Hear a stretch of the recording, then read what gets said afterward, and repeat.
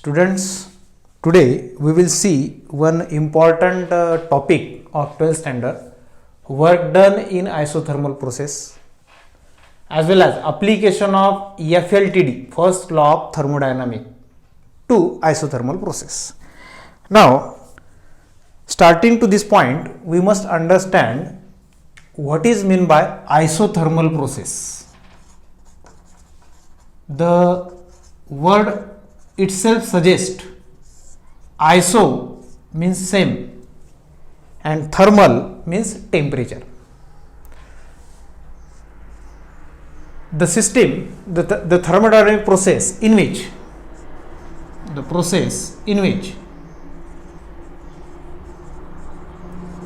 there is change in a state of system. There is change in state of system, thermodynamic state of system at constant temperature. That means temperature remains constant. We know that any thermodynamic state of system, it is represented by three variables: pressure, volume and temperature.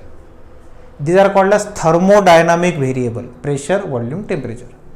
So this state is represented by these variables, and out of these variables, one variable, that is temperature, remains constant. So when temperature remains constant, at that time there may be change in state of system, but that particular process where temperature remains constant, it is called as isothermal process. That is called as isothermal process. So we can represent the state of system, any thermodynamic system, or by PV curves. Suppose on y-axis we take thermodynamic variable pressure, and on x-axis thermodynamic variable volume.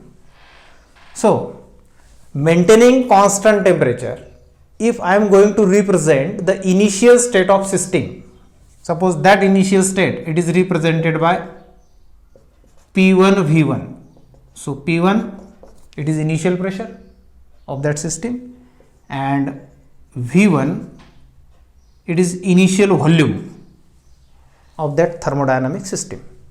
So this point P1 V1, it will represent initial state of system. So I will mention here initial thermodynamic state. It is represented by P1 V1. No doubt temperature we will kept constant. So when thermodynamic change takes place, the process in which there will be change in the state of system, and the thermodynamic change of state takes place, there is change in volume as well as pressure. So new thermodynamic variable becomes P2 V2.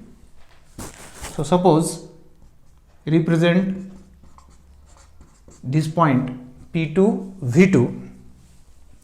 So consider it as a final state of system. P2, now it becomes final pressure, and V2, it becomes final volume of thermodynamic system. So from initial state to final state, that thermodynamic process takes place by a particular way, and it is represented by a curve. So on this curve, at each and every point, temperature remains constant, and this process, it is called as isothermal process. So remember one important point here: this change from initial state to final state, this change takes place very, very gradually, very slowly it takes place, and for a finite interval here, either here or here, temperature of that system remains constant. Temperature remains constant. We can take any finite part of this process, and for this finite part temperature remains constant. If we decrease the width of this column, we can consider pressure constant. So, work done during this change. So, keep in your mind this change is at constant temperature change. So, this change is nothing but isothermal change, and the process is nothing but isothermal process. So, here work done W, it is given by P into dV. Remember here, this is the formula for work done in isothermal process. In mechanics, what we say, work is nothing but force into displacement. But in case of thermodynamic, we have to define work in terms of pressure and volume, and this formula is P into dV, change in volume. So, at a very small infinitesimal step of this process, we say pressure remains constant and there is small change in volume, that is dV, and therefore work, change in work dW, it becomes P into dV. So, let us represent this is as equation 1. From ideal gas equation, we know that PV is equal to nRT. So, P is equal to nRT by V. P is equal to nRT by V. Substitute this value in equation 1.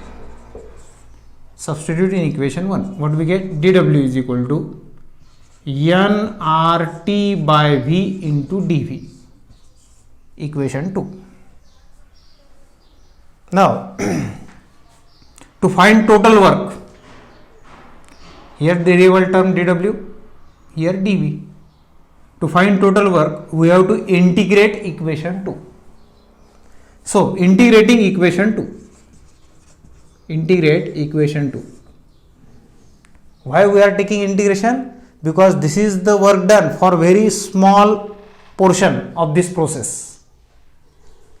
As dV represent very small change in volume.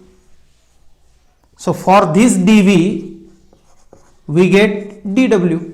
But actually process takes place from initial step to final step. That means we have to consider such type of number of fragments of this process, fractions of this process, and that takes place from V1 to V2. So, while completing this process, there are infinite number of columns we have to add to find out dW, and when there is infinite summation, we have to use a mathematical operator integration. So, integrate equation 2, we get total work for this process. Total work, that total work W, integration of dW, W is equal to integration nRT by V into dV, where this integration takes place from volume V1 to V2. So, initial volume V1 to final volume V2. Now, the term which cannot be integrated, take that term outside the integration sign, nRT. All these terms are not the part of integration. So, in integration remain dV by V, and one important formula, integration of dx by x. Integration of dx by x is nothing but log of x, or we can say ln of x. It is also represented by ln of x. So, nRT ln of V, and lower limit is V1, upper limit is V2. That means we can write nRT ln V2 minus ln V1, that is total work W is equal to nRT log of, say ln or log, V2 by V1. So remember this ln or log, it is to the base e, and while solving we always use log to the base 10. So convert this ln, that is log to the base e, into log to the base 10. So while converting we multiply it by particular constant, that is 2.303 nRT log to the base 10 V2 by V1. This is equation 3. Now sometimes in problem what happens, these limits of volume is not given to you. On the other hand, on the contrary, the limits of pressures are given to you. Limits of pressure. So if temperature remains constant, according to Boyle's law, we can write PV is equal to constant. PV is equal to constant means P1 V1 is equal to P2 V2. So V2 upon V1, now it becomes P1 upon P2. Substitute this value in equation 3. What do we get? W is equal to 2.303 nRT log to the base 10 P1 upon P2. This is equation 4. These both equations, equation 3 and equation 4, both are important. Now what happens if we apply first law of thermodynamics to isothermal process? I will write here. What happens if we apply first law of thermodynamics to isothermal process? We know the statement of first law of thermodynamics. du, or we can say dq, the amount of heat supplied to any system, it is algebraic sum of change in internal energy and change in work. This is the mathematical statement. Only remember that du and dw, they are opposite in sign. If there is negative change in internal energy, work is positive, and if work is negative, internal energy is positive. So signs of du and dw, they are opposite. Remember this. Now what happens if certain amount of heat, that is dq, is supplied to thermodynamic system which is undergoing isothermal process? Now in isothermal process what happens? Temperature remains constant and there is change in state of system. But remember one thing, only that system can be in isothermal process which have good thermal contact with surrounding. Good thermal contact with surrounding. That means by maintaining constant temperature, there is exchange of heat. Temperature remains constant. Temperature remains constant and there is exchange of heat between system and surrounding. So during this heat exchange, since temperature remains constant, internal energy will not change. That means du becomes 0. As we know that internal energy is completely a function of temperature only. So if temperature is constant, there is no change in internal energy. So change in internal energy is 0. Substitute this value here.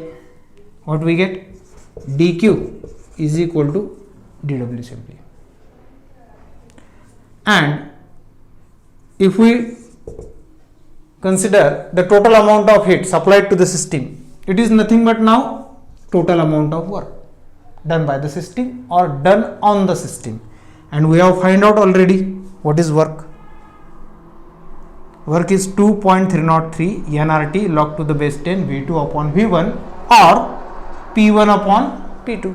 So simply we can say that the amount of heat exchange, that means heat gain by system or heat is evolved from the system, that heat is nothing but 2.303 nRT log to the base 10 V2 by V1 or P1 by P2.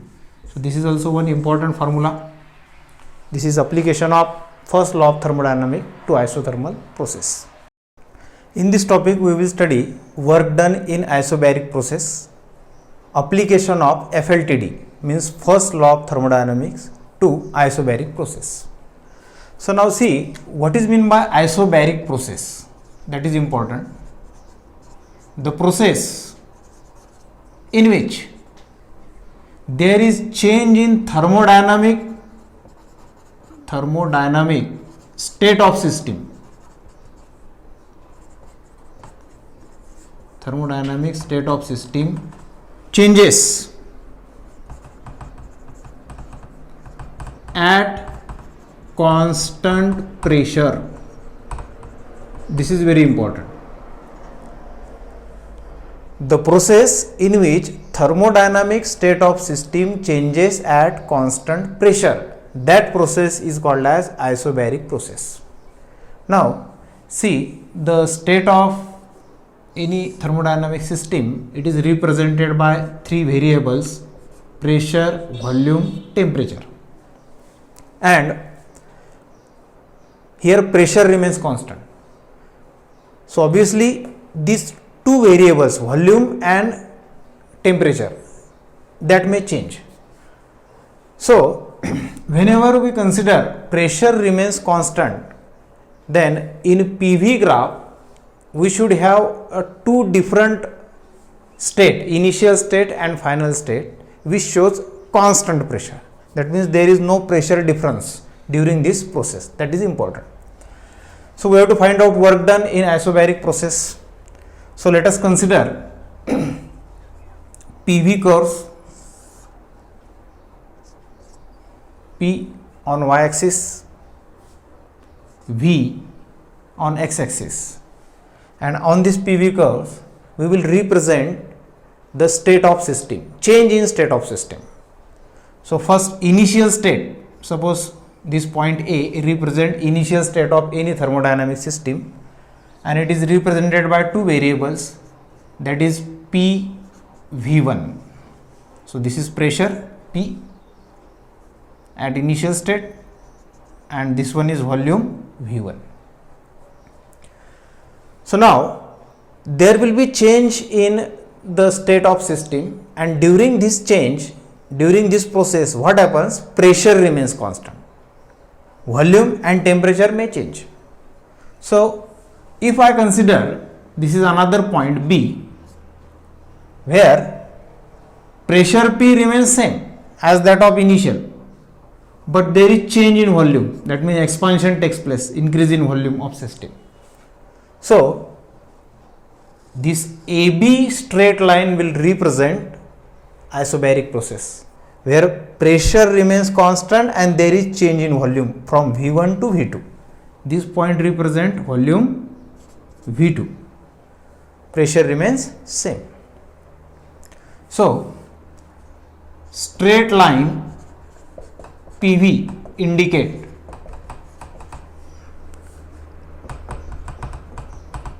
isobaric process, and during this change there is change in volume, say dV, it is nothing but V2 minus V1. But if you are going to calculate dP, there is no dP, dP is 0, because here pressure P and here is also pressure P.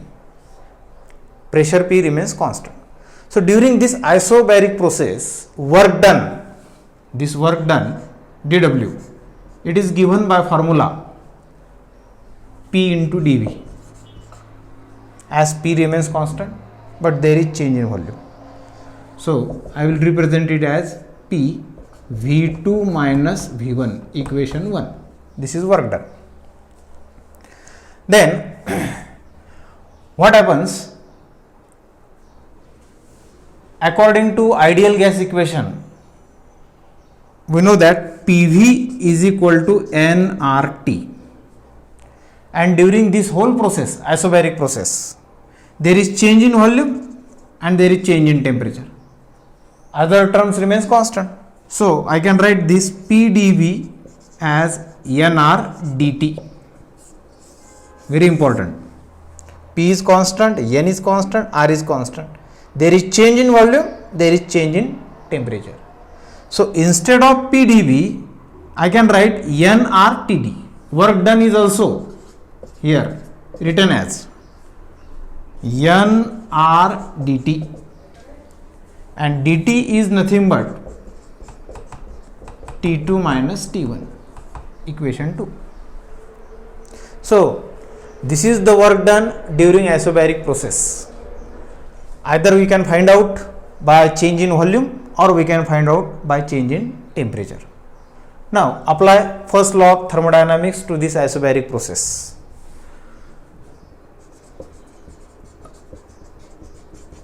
We know that the amount of heat given to any system, it is nothing but algebraic sum of change in internal energy of system and change in amount of work done. This is a mathematical statement for first law of thermodynamics. Now for this process, isobaric process, work done already we have calculated by these two equations, dW. Now we have to find out du. So remember, in isobaric process, dW as well as du, both quantities are non-zero. In previous case, that is in isothermal process, we have studied that process takes place at constant temperature, and since temperature remains constant, change in internal energy is zero. But it is in case of isothermal process. Here what happens? During isobaric process, there is change in temperature, and therefore this du, change in internal energy, it is not zero. It has certain value. So how one can find out this du here? We can directly relate this du, that means change in internal energy, with specific heat of thermodynamic system at constant volume. We know that Cv, that is specific heat at constant volume, it is nothing but du by dt. So what we can write? Du is nothing but Cv dt. For n mole of thermodynamic system, it becomes n times Cv dt. So substitute this value in equation 3. On substituting, what we get? dq is equal to n times Cv dt plus dw. dw is nothing but nRTD, nRDT. So dq is equal to n common Cv plus R, or dt can also take common, n times Cv plus R into dt. And we know that Cv plus R is nothing but Cp, that is specific heat at constant pressure. So dq is equal to n times Cp dt. n times Cp dt is nothing but T2 minus T1. This is very important result. That means change in the amount of heat, that means the heat gained by system or heat evolved by system, that we can find out either in terms of specific heat at constant volume or also in terms of specific heat at constant pressure. So this is application of FLTD to isobaric process.